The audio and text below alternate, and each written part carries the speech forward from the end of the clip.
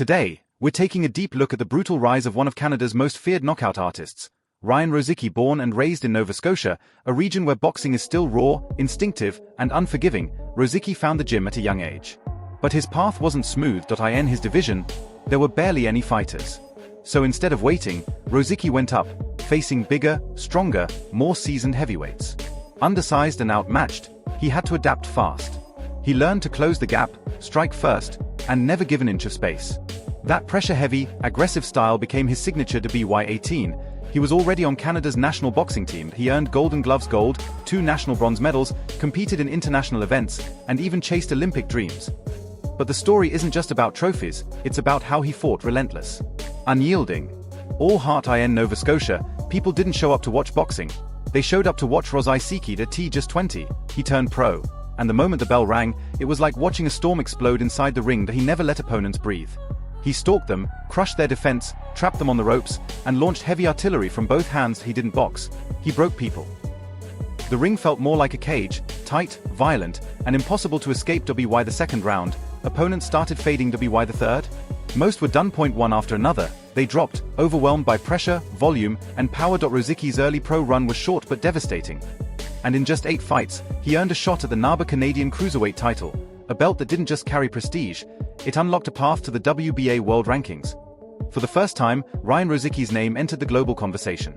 Is he going to win? Will he win? I believe not. But when that bell goes ding, you're gonna realize that you don't have a chance. Today, we're diving into the explosive journey of one of Canada's most feared punchers, Ryan Rozicki. Born and raised in Nova Scotia, Rozicki came from a place where boxing is still raw and instinctive. He was introduced to the gym early, but his path wasn't traditional. In his division, there were few fighters his size, so he often faced bigger, heavier opponents. These mismatches forced him to adapt, to learn the art of survival, how to close gaps quickly, and how to dominate the space inside the ring. These early challenges shaped his aggressive, suffocating style. By 18, he was already wearing the Canadian colors, competing at the national level. He collected medals, including Golden Gloves gold and 2 national bronzes, and tested himself internationally. But what stood out wasn't the trophies, it was his fight style, non-stop, relentless, and gritty. By the age of 20, Rozicki turned professional, and from the first bell of his debut, it was clear, this wasn't a boxer looking to outpoint.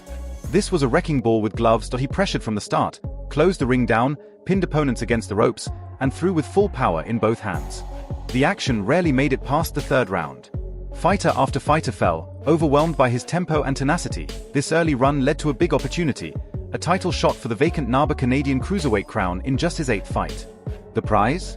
A spot in the WBA world rankings and a first real taste of international recognition. Showing fast hands, comes up top with the right, left answering as well, but Rozicki blocking most of it. For Ryan Rozicki, defending the belt wasn't just about holding on to gold, it was about proving he deserved it. And on Valentine's Day, there was no love in the air, only violence. Across the ring stood Czech technician Vladimir Reznicek, a slick boxer, confident in his skill. He believed he could outthink the chaos, slow down the storm, and dismantle Rozicki with timing and precision. But Rozicki had no interest in playing chess. From the opening bell, he imposed his pressure. Body shots came early. He didn't sprint, he stalked, heavy and menacing. Reznicek tried to stay sharp, but Rozicki kept closing the space. By the second round, the pressure exploded. A thunderous right cracked the air and landed flush. Reznicek was sent flying into the ropes. Somehow, he stayed on his feet, but Rozicki smelled blood. He stormed forward, only the bell saved his opponent. In round 3, Rozicki went right back to work. One left hook detonated, and Reznicek collapsed. He got up, but he was done. Another barrage followed, and the referee had no choice. First title defense, dominant. But Rozicki wasn't done proving himself. Next up, veteran Silveira Louis. On paper, an easy fight. Too many losses, a resume that didn't scare anyone. But what happened in the ring was very different. Louis came to fight. He didn't just absorb punishment, he gave it back. The two traded heavy shots for round after round. Rozicki kept pressing, and Louis kept standing. But as the fight wore on, Louis began to slow. By the 6th, his legs betrayed him. And Rozicki, sensing the shift, closed the show. He had cleaned out the domestic scene. It was time for something bigger. That moment came, out of nowhere. The WBC Bridgerweight title was suddenly without a challenger. Just 3 weeks before fight night, Rozicki's phone rang. The opportunity of a lifetime against Oscar Rivas. A former Olympian, heavyweight contender, and one of the toughest men in the game, Rozicki took the fight, no hesitation. Rivas came in at 222 pounds, all muscle. Rozicki? Just 203. Undersized. Underdog. Under pressure. The fight began in chaos. Rivas came out swinging, heavy hooks, non-stop pressure. Rozicki stumbled in the first, wobbled in the second. But he didn't fold. He kept swinging back. By round 3, the tide shifted. Rozicki poured it on, body shots, hooks, non-stop volume. He started to take control. But Rivas was too experienced to let it go. Rounds 4 through 7 became a war. Rivas adjusted, jabbed, controlled distance. Rozicki bled from the nose, but kept coming. In the championship rounds, Rivas found another gear. He exploded with combinations, but Rozicki didn't fall. He even landed big counters. The final bell rang with both men still standing. Rozicki lost on the cards, his first professional defeat.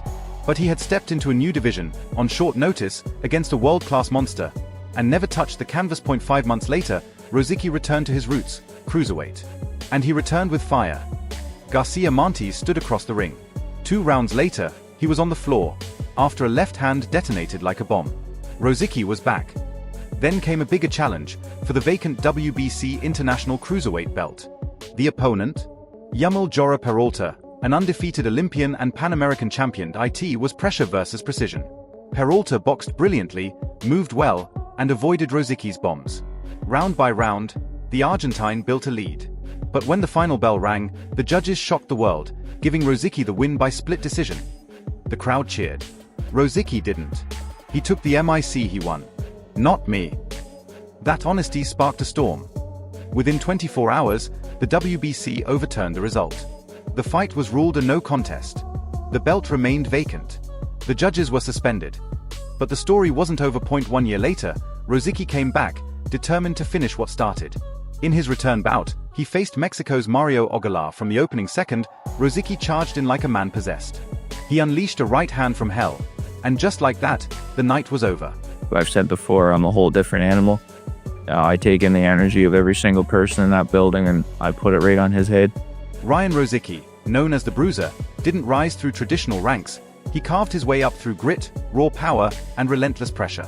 Growing up in Nova Scotia, he entered the boxing scene by fighting opponents often bigger and more experienced than himself.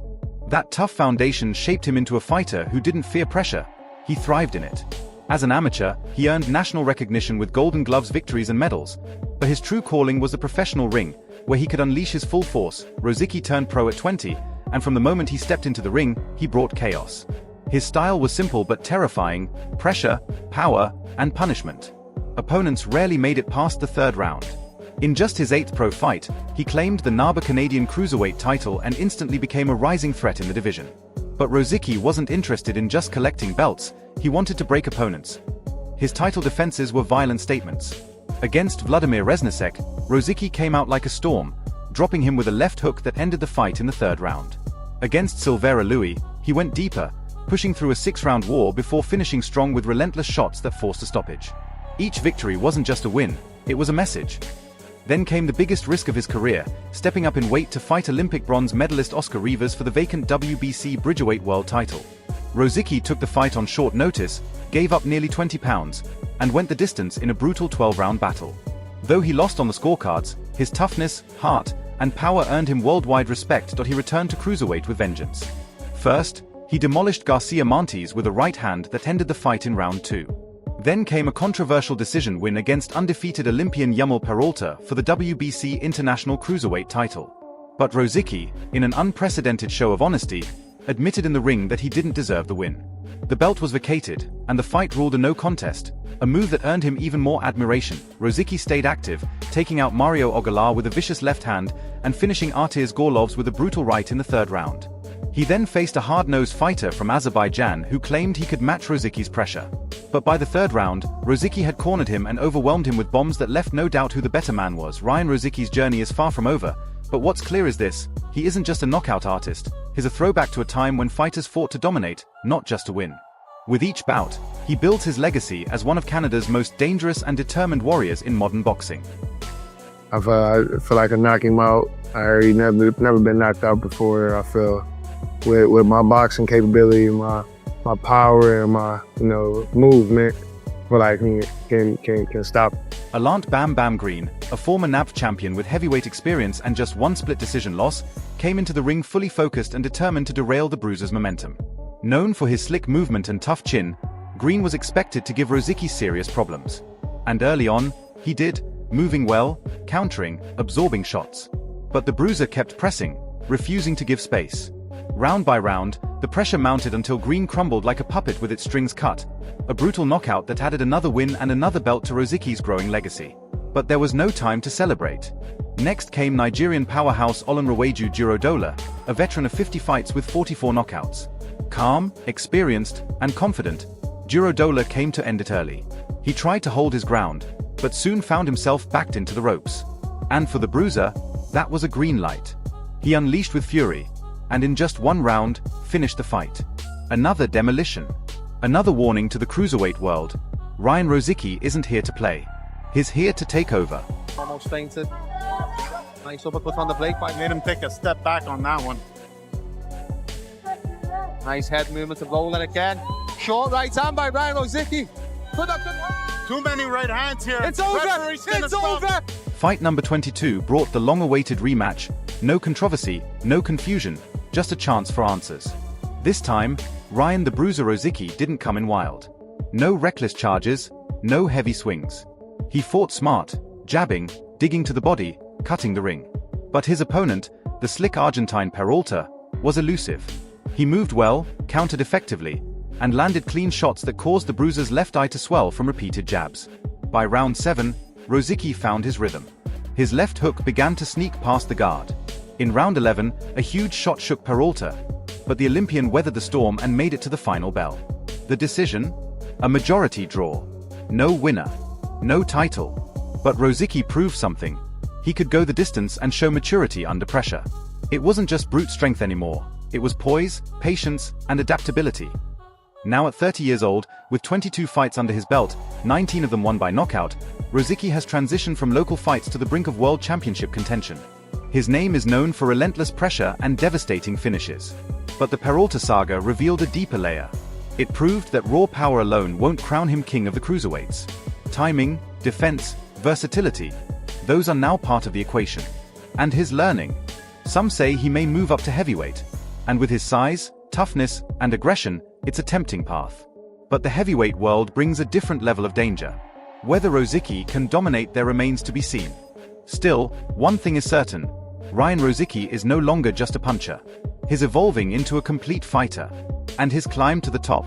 It's far from over. If you like this breakdown, make sure to like the video, subscribe to the channel, and follow for more boxing history and rising star stories. The Canadian Bruiser is just getting started.